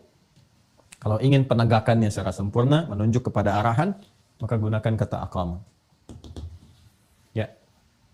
Aqama itu sesuatu yang ditegakkan dengan sempurna, dengan baik. Ya. Dengan baik. Nanti beda-beda maknanya. Ada qama, aqama, qawwama ada. Ya, qawwama yuqawwimu taqwiman. Laqad khalaqnal insana fi ahsani taqwim. Ar-rijalu qawwamuna 'alan nisa. Ada, ya. Nanti ada maknanya sendiri. Kalau sudah ke aqama, artinya berusaha, ya, menjadikan sesuatu itu tegak sempurna. Ya, karena itu kan seringkali terjemahkan tegakkan sholat. Tegak yang dimaksud itu menunjuk kepada usaha yang sempurna. Ya, kesempurnaan itu menegakkan apa yang ditegakkan. Ini aturannya nih, supaya aturan itu tegak. Ya, maksudnya tunaikan sesuai semampu kita, ya, sesempurna yang bisa kita lakukan untuk menyesuaikan dengan aturan-aturan. Ikutin aturannya, tegakkan ini nih, tegakkan aturan. Ya, tegakkan hukumnya. Kalau ini diikuti dengan baik, ditegakkan aturannya, maka sempurna keadaan sholat kita. Nah, untuk memberikan kesan kepada ini, menegakkan aturan ini, maka diawali kalimat sholatnya dengan derivasi kata aqama. Aqama yuqimu.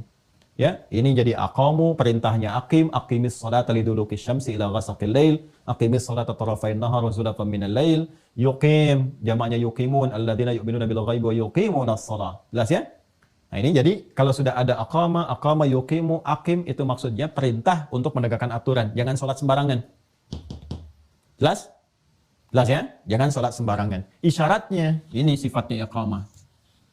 Ya, makanya kita diingatkan kembali, supaya sholat kamu khusyuk, dapat manfaat, tegakkan aturannya ya. Kan? Jangan keluar dari aturan, jangan menyimpang kemana-mana, kuatkan koneksinya, siapkan dulu. Karena itu setiap kali sebelum sholat itu, ini ada iqamah nih. Coba kalau berjamaah kita, ada yang iqamah kan? Cuma ya kita kan kadang di Indonesia umumnya senang menyingkat-singkat. Iqamah, singkat aja, qomat. Ya, qomat tuh singkatan dari iqamah. Ya, qomat. Ya, qomat. Dari mana nyingkatnya? Dari sini ketika akan ditegakkan. Qad qomatis shalah. Oh, qomat tuh. Jelas ya? Padahal isyarat awalnya untuk menegakkan ini dari kata iqamah. Aqama yuqim iqamah. Kalau di Arab biasanya orang Arab langsung iqamah. Ya akhi, iqamah, ya kan? Ya akhi, ingatkan yang lain, tegakkan aturan, siap. Makanya ketika akan sholat, ini nanti ada panduan kekhusyuan. Disiapkan supaya khusyuk. Nanti saat masuk teknis, Ya saya terangkan lafaz-lafaz iqamah itu yang senafas dengan adzan. Allahu akbar, Allahu akbar. Ya kan? Asyhadu an la ilaha illallah, asyhadu anna Muhammadar Rasulullah. Ya kan? Hayya 'alas shalah, hayya 'alal falah, qad qamatis shalah. Nah, pakai qad. Kenapa pakai qad? Kenapa dari aqama pindah ke qama ke sini? Nah, itu ada maknanya sendiri. Nah, jadi kalau sudah ada iqamat, artinya ini panduan kepada kita pengingat untuk mulai menegakkan aturan supaya khusyuk. Supaya khusyuk. Dan nanti kata khusyuk ini, ya kata khusyuk nanti kita akan bahas detail. Puncaknya adalah membawa kita tersambung ke sini, ke Allah. Ya. Itu nanti di Al-Baqarah ayat 45 sampai 46. Nanti kita bahas detail. Ya.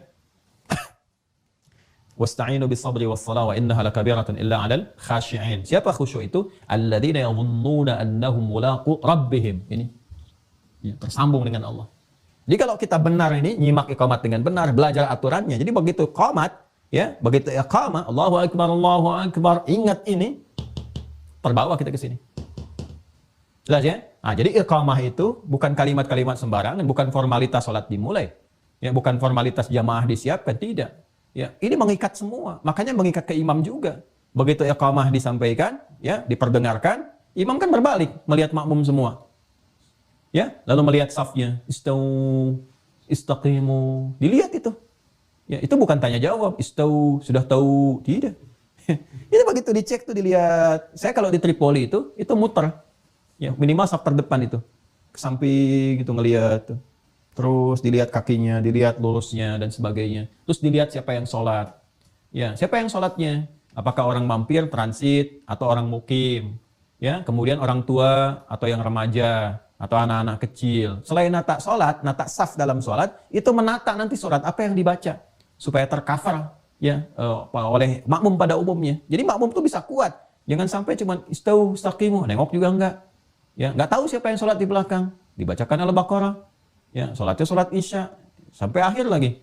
Ya, 286 dibagi 2. Begitu nengok gak ada yang tahan di belakang, udah hilang semua. Ya, jadi lihat siapa yang sholat.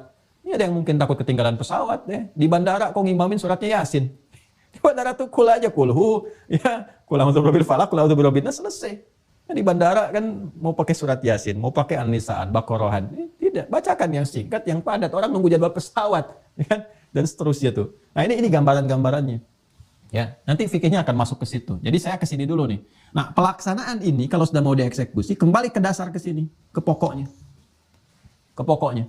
Kalau sudah ke sini, ya, maka tinggal digunakan turunannya, kata gantinya. Siapa nih yang mau menunaikan? Kalau di sini kan Nabi sedang mengajarkan ya kepada laki-laki tadi. Laki-laki itu siapa ketika dilacak dalam sirah? Ini namanya nih, Khalad bin Rafi Az-Zuraiqi. Khalad bin Rafi' Az-Zuraiqi. Kita gali terus sampai ditemukan. Ya, tapi kan kalau saya keluarkan kitabnya ntar kayak kemarin tuh mejanya habis gitu. Ya, jadi Anda percaya aja dulu lah itu. Percaya dulu. Ntar kalau udah ditunjukin cari sendiri deh. Ya. Jadi ini namanya Khalad bin Rafi' Az-Zuraiqi. Ya. Karena orangnya di hadapan Nabi, kata kedua kan? Kata kedua, anta. Anta itu kalau sudah masuk ke kata kerja berubah jadi tak aja. Udah. Ya, tak. Ya, kalau jadi objek untuk berdiskusi, ya kan? Kata kerja kedua. Ya, tinggal an-nya buang, tinggal taknya. Jadi di sini qama, ya qama ke sini tambah anta, ya an-nya buang, tinggal taknya, cepatnya begitu. Kalau mau disambungkan, ini alif buang nih. Ini asalnya waw sebetulnya. Ya, jadi tinggal ini kalau mau nyambung ke sini ini buang yang keduanya, jadi kaf, mim. Nah ini kan sudah dibuang, an-nya tinggal taknya begini, taknya tetap begini.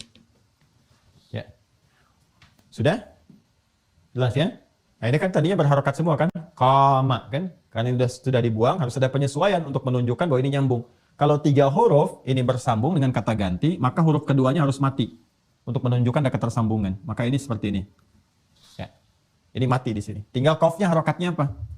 Nggak boleh sama dengan yang awal. Kalau yang sidikan qa, ya, qama, ya, maka di sini kita kemudian gantikan untuk menunjukkan bahwa ini telah bersambung dengan ta, kata ganti kedua, pakai dhammah u. Jelas ya? Ya, kalau i terlalu berat, idza qimta enggak enak juga diucapkannya. Orang Arab pun enggak enak feelingnya, ya. Makanya menggunakan dhamma. Idza qumta. Kenapa menggunakan dhamma? Alasan keduanya untuk menunjukkan ini ada wawu yang dibuang. Ya, ini asalnya wawu nih, bukan alif. Untuk penyesuaian saja jadi alif. Ya, ini asalnya wawu. Panjang belajarnya, 6 tahun. Ilmu sorof ini, ilmu sorof. Jadi ikutin aja dulu ya. Ini asalnya wawu, untuk menunjukkan wawu, kesesuaiannya pakai dhamma. Jadi idza qumta, qumta. Nah, Jadi kalau sudah kembali ke bentuk ini, artinya siap ditunaikan. Kalau menggunakan bentuk ini, isyarat supaya menunaikan dengan sempurna, tegakkan aturan. Begitu aturan akan ditegakkan, akan dimulai ini, pindah ke bentuk ini, ke dasar. Awas nih, karena di Quran pun akan ditemukan. Ya, contoh nih ya, tadi kan isyarat nih, alladzina yu'minuna bil ghaib wa yuqimunas shalah. Ya, dan akan ditunaikan dengan sempurna, tegakkan aturan. Mau ditunaikan, dimulai dari wudu, ayat wudu dibuka kembali ke sini. Ya. Quran surah kelima ayat ke-6 itu, Al-Maidah ayat 6, ya ayyuhalladzina amanu idza qumtum ilas shalah. Pindahnya ke sini. Cuman taknya berubah jadi tum karena menunjuk makna banyak. Kalian, kan yang sholat banyak untuk kita semua, bukan untuk 1-2 orang saja ayatnya. Ya kan? Ini. Nah, Nabi karena sedang mengajarkan 1 orang, maka Nabi mengatakan, ya, idza, jika. Ya. Idza ini huruf syarat. Idza itu kalau ketemu kata kerja asal, maknanya mudhari. Kalau ketemu madhi, maknanya mudhari. Jika akan, ya, itu diartikan dia. Idza qumta, kata Nabi. Nah, jika, kalau ini rumus cepat saja, kalau ada bersambung dengan kata ganti, yang diterjemahkan yang ininya dulu, yang orangnya dulu, kata gantinya. Idza qumta, jika kamu, engkau, ya. Kalau kembali ke sana, Khalad bin Rafi Az-Zuraiki, Nabi sampaikan, ya Khalad, jika engkau, ya kan? Qumta, ingin menunaikan sholat dengan sempurna, sesuai dengan aturannya. Nah, idza qumta ilas shalah, jika kamu ingin menegakkan, mulai ini ya, ingin mulai melakukan sholat dengan sempurna, sesuai dengan aturannya, maka lakukan sebagai berikut. Jelas ya? Nah ini, jadi ini yang saya tunjukkan kalau menemukan kata ini di Al-Quran, tadi hadis, yang ini, tuh perbedaannya demikian. Maaf ya, sabar ya, kalau agak detail dijelaskan supaya betul-betul paham mengakar. Bismillah, teruskan. Idza qumta ilas shalah, nah kita ini masuk definisi. Nah tadi ini dahsyat tuh gini dalam Islam. Dari mana ditemukan istilah ibadah dibuka dengan takbir, diakhiri dengan salam, kan? Nah dari mana tuh? Bukan sembarangan. Ini referensinya dari sini. Ya, idza qumta ilas shalah, apabila kamu, ya kan, akan menunaikan salat dengan sempurna, ya, menegakkan aturan itu, fakabbir, maka dibuka dengan takbir. Ya, dijelaskan oleh Nabi. Begini caranya. Nah, ini kan gambaran umum saja. Ya, nanti detailnya ada lagi di riwayat yang lainnya. Ini gambaran umumnya dulu. Makanya tadi saya sampaikan kan, yang menyimak kisah itu ada berapa orang. Lihat, dari sekian orang kan ceritanya bisa macam-macam. Nabi nyampaikan begini, ada yang detail menyampaikan tuh si fulan orangnya begini, diajarin begini. Bisa jadi begitu. Ya. Nanti kita akan lihat riwayat yang lainnya. Fakabbir, maka dibuka dengan takbir. Ya, tsumma qra' ma tayassara ma'ak minal Qur'an. Kemudian setelah itu baca yang paling ringan, yang paling mudah yang kamu hafal dari Al-Qur'an. Ma tayassara ma'aka, yang paling ringan. Ya, ini prinsip salat itu yang memudahkan kita. Ya, ringan itu bisa relatif. Bagi orang hafal Quran ringan, ya Al-Baqarah ringan, Al-Imran ringan, ya kan? Ya, bagi yang mengawali awal-awal, ini prinsipnya memberikan kemudahan. Ya, jangan sampai kalau ada orang misalnya mu'alaf masuk Islam langsung sholat. Oh, kalau kamu mau dapat faidah yang banyak istimewa, apalin Al-Baqarah? Enggak. Kan bismillah dulu, Al-Fatihah cukupkan dulu, ayat-ayat pendek dulu. Anak-anak juga begitu fikihnya. Ya, jika anak-anak juga yang paling ringan dulu supaya dia senang dengan sholat itu, nyaman, merasakan kenikmatan. Yang paling penting melatih konektivitas dulu. Yang penting nyambung dulu. Terus setelah sudah merasakan kenikmatan, nambah sendiri kok. Bapak Ibu juga begitu kan? Ya, kalau sudah tersambung, sudah merasa enak, pengen berlama-lama dalam sholat. Sujudnya pengen lama, berdirinya pengen lama. Silakan cek. Kalau nggak percaya silakan. Semakin iman meningkat, semakin kuat sinyalnya, semakin pengen lama terhubung. Ya, Anda aja kalau ngaji begini, ya kan nggak terasa udah 2 jam, 3 jam. Ya, bahkan kalau saya baru 1 jam mau saya akhiri aja, kok sebentar ya? Udah 1 jam saya bicara. Kan ini udah hampir 2 jam nih. jadi kita tuh kalau sudah nyaman, apapun yang dikerjakan itu enak aja. Ya, ini ya. Kemudian baca yang paling ringan. Faqra'u ma tayassara ma'aka minal Qur'an. Nanti dikonfirmasi di Al-Muzammil itu ayat 20. Faqra'u ma tayassara minal Qur'an. Kemudian, nah karena yang diajarin itu Khalad. Ingat, yang diajarin Khalad bin Rafi Az-Zuraiki, yang baru pertama tuh. Ya, boleh jadi ini orang-orang baru masuk Islam kan, baru belajar di awal-awal. Ini bukan selevelnya yang Abu Bakar, yang Umar bin Khattab, Ubay bin Ka'ab, Mu'adz bin Jabal, tidak. Kalau yang itu Mu'adz aja udah beda sendiri. Ya, Mu'adz, Ubay itu isanya sudah Al-Baqarah sendiri. Ya, masih ingat gak kisah viral tentang itu? Nanti di akhir, jangan sekarang ya, supaya nggak lompat-lompat dulu. Kemudian tumarka, ya setelah kamu berdiri baca surat yang paling mudah untukmu, ruku'. Ini umum dulu ya. Hatta tatma'inna raki'ah, ya sampai kamu merasa nyaman dalam ruku'. Tuma'ninah. Tadi kan ya, masih ingat gak? Yang saya sampaikan di awal tentang manfaat sholat. Kemarin masih ingat? Ya, bukankah di antara manfaat sholat itu menghadirkan ketenangan dalam jiwa? Ya kan? Ketenangan, ala bidzikrillah tatmainnul qulub. Ya, dan salat disebut zikir, wa aqimis sholata lidzikri. Dan manfaat salat menghadirkan ketenangan. Nah, ini sudah manfaat pertama diberikan, disyaratkan oleh Nabi. Ya, thumma raka, kemudian kamu ruku hatta tatma'inna raki'an, sampai kamu merasa tumakninah dalam ruku. Tumakninah itu bahasa Indonesianya tenang. Ya, itma'anna yatma'innu, itmi'nanan sifatnya tumakninah. Hatta tatma'inna, sampai kamu merasa tenang dalam ruku. Yang tenang itu apanya? Ya, yang tenang itu kan jiwanya. Kalau jiwanya sudah tenang, bawaan ke sikap ke apa-apanya itu nyaman. Ya, kelihatan nyaman, enak. Tapi kan kalau tenang itu kan bukan di tangan. Tangan itu diam. Ya kan? Kalau tenang itu kan di hati. Ya. Kalau suara diam, jangan ribut, diam, jangan bergerak. Itu diam. Kalau sudah tenang itu keadaan hati, tenang. Dari hati dipancarkan ke sikap, jadi diam. Ya, hatta tatma'inna raki'an, sampai kamu merasa tenang. Artinya apa? Jadi kalau orang sholatnya benar dari berdiri saja, itu kedampak ke hati sudah enak dan nyaman. Cirinya apa? Ketika dia ruku, tumakninah dalam ruku. Tumakninah itu apa? Salah satu maknanya ada ketenangan pada jiwanya. Begitu tenang, rukunya nyaman, beredar darah dengan sempurna, lurus, saraf-saraf yang kejepit, yang bagian punggung yang macam-macam tuh kalau benar rukunya. Nanti kalau udah masuk ruku kita tunjukkan. Ya, sampai detil. Sampai air kalau dituangkan dalam satu bejana gelas disimpan di atas punggung orang ruku nggak akan tumpah. Ntar kita praktekkan. Siap-siap admin, kameramen. Ntar saya suruh ruku, saya simpan gelas di atasnya tuh. Ya, goyang nggak? Itu kita cek sampai akhir kajian. Mau dicek rukunya Nabi. Ruku Nabi itu kan rukunya sama dengan berdirinya. Jadi kebayang kalau berdirinya baca 5 juz itu, ya ukuran 5 juz ruku. Ya, nah itulah kalau orang sudah nikmat tuh udah nggak bisa diukur dengan yang biasa. Jelas ya? Nah, jadi itu manfaat tuh terkorelasikan. Jadi saat bersamaan terasa. Ya, bahkan dahsyatnya kalau orang benar sholat itu kadang-kadang baru ngadap kiblat, baru takbir udah nangis. Dia bisa nangis. Ya, ada yang nangis, ada yang sudah merasakan kenikmatan, ada yang sudah bisa nggak diganggu sama sekali. Ya, Anda kalau saya tunjukkan kitab-kitab sirah ya, termasuk yang ditulis oleh ulama kita tapi pakai bahasa Arab, itu Masya Allah. Ada yang sedang sholat itu sebelum sholat ada yang kena duri. Ya. Apa tuh bahasa Perancisnya Mas? Kacugak ya? Kacugak tuh. Ya, kacugak perapatan Ciamis. Ya, kacugak tuh kena apa ya? Beling ya, beling kecil itu. Ya, kena kaki misalnya. Ya. Itu sahabat Ali bin Abi Thalib ya, ketika terkena itu duri di kakinya itu, mau dicabut susah, memerah wajahnya, pertanda kelihatan itu sakit kena dalam itu. Sahabat yang satu bilang, "Tenang, saya tahu kapan waktunya dicabut, biarin aja," katanya. Begitu sedang sholat, dicabutlah duri itu. Ada sahabat yang ngambil itu. Diam, nggak ada ekspresi, nggak ada apa, diam aja. Kisahnya banyak lah, kisah-kisah tentang dahsyat seperti itu tuh. Ya, wah ini luar biasa ya. Dan ini hal-hal yang mungkin kalau kita bisa belajar, ya mudah-mudahan mendekati ya sifat-sifat kenikmatan sholat, kenikmatannya. Nah ini tatma'inna dalam ruku. Thummarfa, kemudian bangkit dari ruku hatta ta'tadila qa'iman, ya hatta ta'dila qa'iman, sampai dia tegak sempurna. Makanya disebut i'tidal. Ya, dari bahasa hadis Nabi. Jadi istilah-istilah ini bukan dimunculkan ulama sendiri, tidak. Ya, sampai tegak sempurna, lurus. Nanti ada detailnya lagi di At-Tirmidzi, nanti ada hadisnya detail. Ya, bagaimana cara tegaknya itu? Dari punggungnya dilihat, dari punggungnya, rusuknya seperti apa, ngadepnya kemana. Pokoknya sehat deh kalau benar-benar sholatnya bagus itu. Ya. Kemudian, masjud, kemudian sujud setelah itu hatta tatma'inna sajidah, sampai kamu tumakninah dalam sujud. Sujud itu sudah tumakninah sendiri. Ya, Masya Allah ini ya, benar-benar deh kalau selesai sholatnya betul itu harusnya nggak ada kegelisahan itu. Tsummarfa, kemudian bangkit dari sujud hatta tatma'inna jalisan, sampai kamu duduknya itu tumakninah.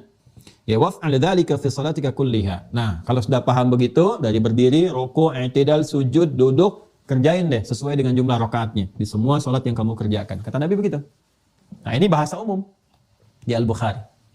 Ya, di Muslim nafas dengan ini. Jadi di hadis Muslim berhadis 397 itu sama persis dengan ini.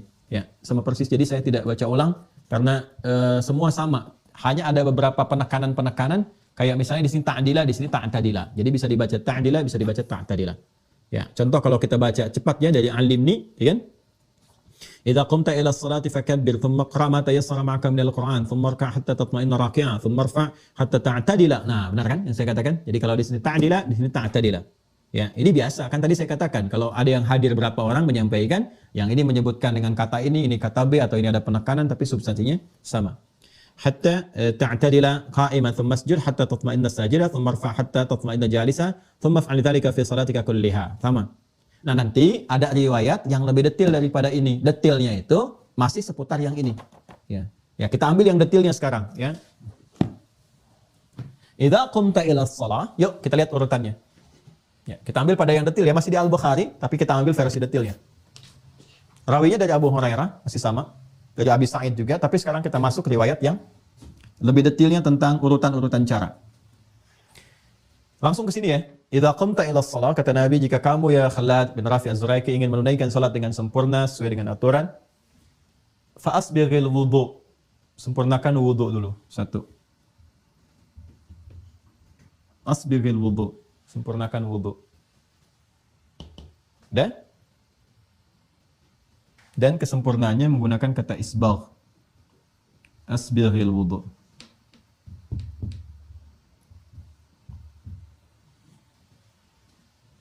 Thumma istaqbilil qiblah, menghadap kiblat.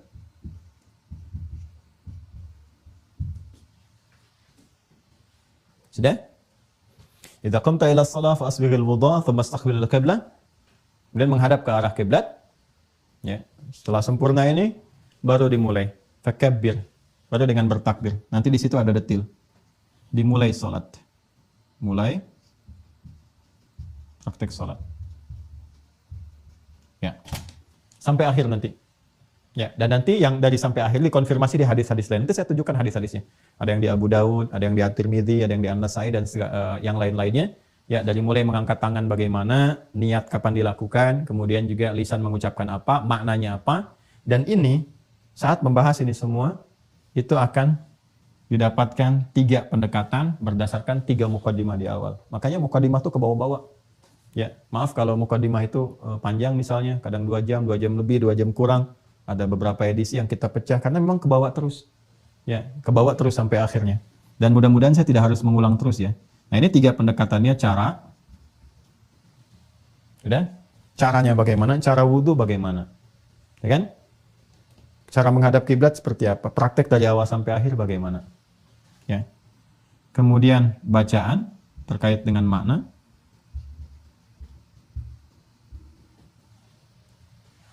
Apa yang dibaca? Saat wudu ada bacaan nggak? Dimulai sampai akhirnya. Ya kan? Kenapa bacanya itu? Maknanya apa? Yang terakhir adalah hikmah. Esensinya. Hikmahnya apa? Ya, hadap kiblat itu hikmahnya apa? Tangan diangkat begini apa hikmahnya? Maknanya apa? Ada artinya nggak sembarangan. Ya, jadi bukan gerakan hampa, bukan bacaan tanpa makna, karena nggak ada dalam syariat Islam yang nggak ada maknanya, semua ada. Ya, dan ini ada referensinya, ya, baik dalam nanti Al-Quran, hadis ataupun nanti petunjuk-petunjuk disampaikan oleh para ulama, termasuk kitab-kitab yang sebagian saya tunjukkan kemarin. Nah ini, nanti urutannya seperti ini, dari hadis yang kita kaji, turunan hadisnya, kemudian kita mendapatkan urutan ini. Praktek sholat yang sempurna akan dimulai dengan wudhu, nanti dikonfirmasi oleh Al-Quran juga. Kemudian setelah selesai wudhu menghadap kiblat. Ya, setelah itu baru kemudian dimulai salat sampai berakhir. Ya, ini pun nanti dibagi 3 lagi. Saat akan mulai salat, pra salat, sedang salat dimulai, dan pasca salat. Tuh. Ini. Ya, jadi ini kita bisa turunkan. Ini saya pernah bahas dengan durasi yang sama, kurang lebih 2 jam, 1 tahun. Ini. Selesai ini. Yang bagian ketiga itu. Ya, cuman pertemuan sebulan sekali. Ini kan pertemuan hampir tiap hari. Kayaknya bisa dipadatkan gitu kan. Insya Allah. Nah, jadi ini yang kita akan uraikan, kita akan bahas yang ini. Ya. Tidak sekarang, nanti pertemuan berikutnya. Ya. Karena ini panjang nih. Kita butuh turunkan lagi. Kan kita harus bahas sesuai skema awal. Ya, makanya mohon izin sabar ya ngaji dengan saya itu. Saya nggak akan mungkin tiba-tiba langsung ngajarin ini wudhu. Maaf, bukan mengajarkan, tapi men-share kembali apa yang saya terima. Ya. Jadi nggak mungkin tiba-tiba kita share kembali begini wudhu dan sebagainya ya, tanpa membahas apa itu wudhu, asal katanya apa, turunannya mana, hadisnya apa, ayatnya apa. Kalau sudah mengerti dasarnya, ya, sudah mengerti paham, baru kita bahas caranya seperti apa dan seterusnya. Nah ini yang dimaksudkan. Nah jadi kurang lebih seperti itu bahasan kita teman-teman sekalian di pertemuan kali ini. Alhamdulillah semoga berkah. Kalau ada hal-hal yang kurang tepat dalam disampaikan, mohon dimaafkan. Kalau ada yang tidak tepat informasi yang diuraikan, mohon diberi catatan supaya saya bisa luruskan, dikoreksi, dan kita mudah-mudahan dibimbing oleh Allah untuk memperbaiki diri kita semuanya. Saya sudah sampaikan dasar-dasarnya, termasuk nanti juga hal-hal terkait dengan referensi kita, madhabnya juga saya nanti turunkan dan seterusnya. Dan semua itu untuk memberikan keluasan wawasan. Ya, kalau sudah luas, kita dalam ngajinya, enak kita prakteknya dan juga enak berinteraksi dengan siapapun. Ya, dan kalau ada teman-teman kita juga mempraktekkan nanti, misalnya ada pilihan-pilihan yang diambil, alhamdulillah kita pun mengerti apa yang dipilih. Ya, dengan itu maka terjalin harmoni, kebaikan, ukhuwah, dan juga puncaknya adalah perbaikan untuk pribadi kita masing-masing. Saya kira itu, demikian kita berjumpa kembali di kesempatan yang akan datang. Allahumma taqabbal minna innaka antas sami'ul 'alim wa tub 'alaina innaka antat tawwabur rahim. Allahumma ij'alna muqimis shalah wa min dhurriyyatina ya arhamar rahimin wa alhiqna bis salihin wa alladhina an'amta 'alaihim minal nabiyyin was-siddiqin wasyuhada'i was-salihin wa hasuna ulaika rafiqa. Allahumma barik lana ya Allah fi hadzal yawm wa fi kulli al-ayyamil baqiyah. يا رب العالمين كما تحب وترضى صلى الله على سيدنا محمد وعلى آله وصحبه أجمعين وآخر دعوانا سبحانك اللهم وبحمدك نشهد أن لا إله إلا أنت نستغفرك ونتوب إليك والحمد لله رب العالمين السلام عليكم ورحمة الله وبركاته.